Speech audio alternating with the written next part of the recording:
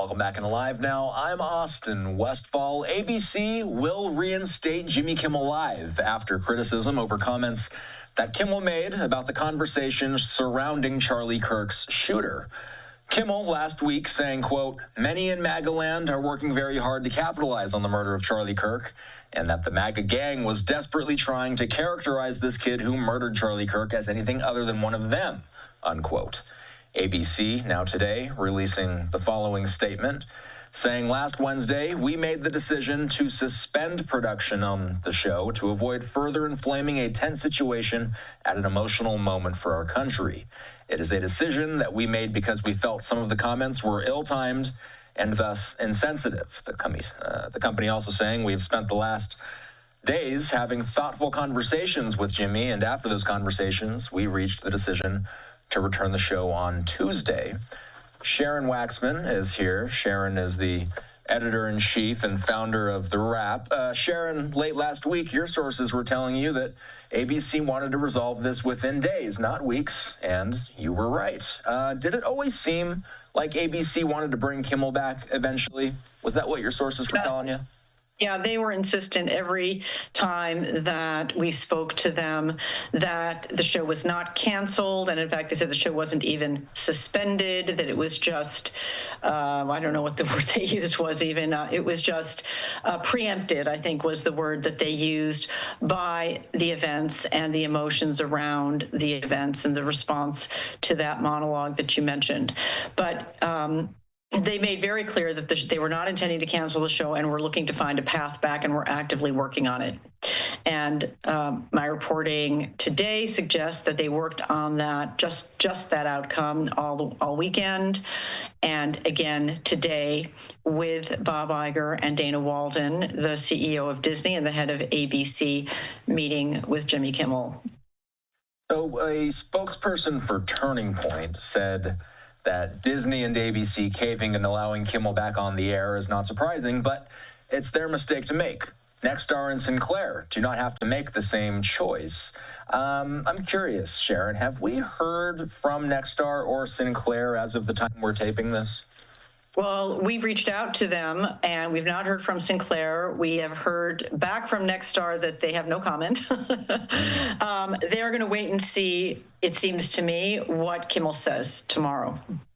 That's pretty much one of my big questions, too. What are we listening for during Kimmel's first monologue back? Well, it's interesting because Disney's statement that you read was not, they didn't say the words, "we're sorry," but it is an acknowledgement that his monologue was at the very least insensitive. I don't know what he's going to say. We ran a piece today in The Wrap that's getting a lot of attention about what were the options for Disney to bring Kimmel back, since they've stated clearly that's their aim. And the first option that our writer listed was that Jimmy comes back on the air and acknowledges this insensitivity or whatever it is. But, you know, our writer, who's covered television for a very long time, does not think that an apology is in the cards. I don't know. I don't know that they want, I'm sorry if you felt badly by what I said. I think it would be very awkward for him to say that. But certainly he will say something that is conciliatory.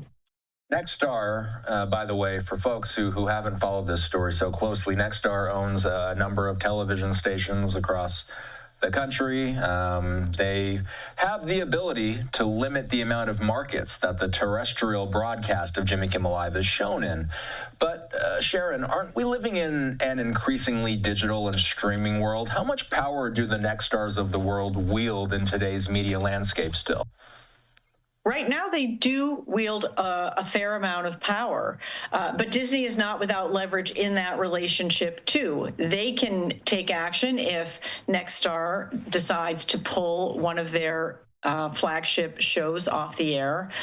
So this is a blinking match. It isn't that the affiliates, even though you're right, things have moved to digital and that there's lots of streaming options, it's still true that broadcast is the single biggest simultaneous audience that you're going to find, and that those affiliates are valuable.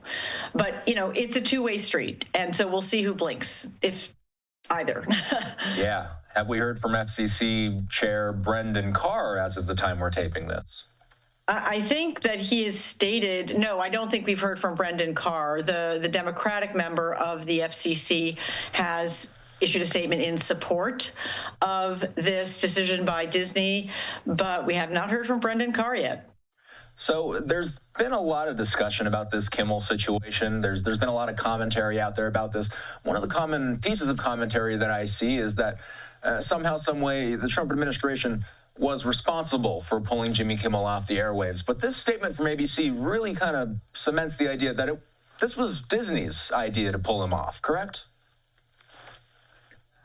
Well, of course, it's Disney's decision to pull him off the air, but Brendan Carr threatened to investigate or to consider a path to pull their broadcast license.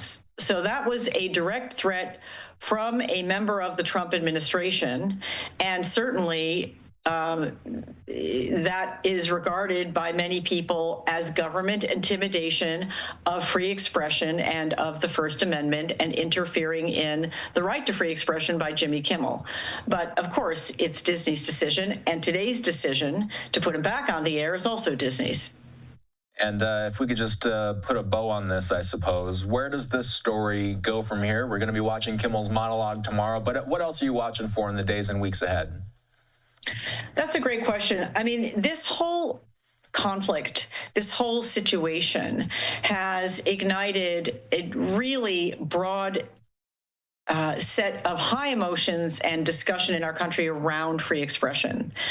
And even some very prominent members of MAGA world, whether that's Senator Ted Cruz or whether that's the podcaster Ben Shapiro or even, I believe, Tucker Carlson, have suggested that there are really risks to the government trying to censor speech or weigh in on whether they should be controlling media at all, or further, as Trump through the weekend talked about it being illegal for people to say things that were mean about him. I mean, the Republican Party has traditionally been the party of free expression and worrying about state interference in those basic constitutional rights. So I would expect that this is going to continue to be a very difficult topic that we're debating in our country, not just between the parties, but within the Republican Party itself and within the power structure of the Trump administration, who it seems is interested in pushing the line with many of the media companies, not just Disney. All right, that was Sharon Waxman. She's with The Wrap. We always appreciate her time. We recorded that interview earlier this evening. Since her and I had that conversation, we have heard from Sinclair Broadcast Group. They say, beginning Tuesday night, Sinclair will be preempting Jimmy Kimmel Live across our ABC affiliate stations and replacing it with news programming. Discussions with ABC are ongoing as we evaluate the show's potential return.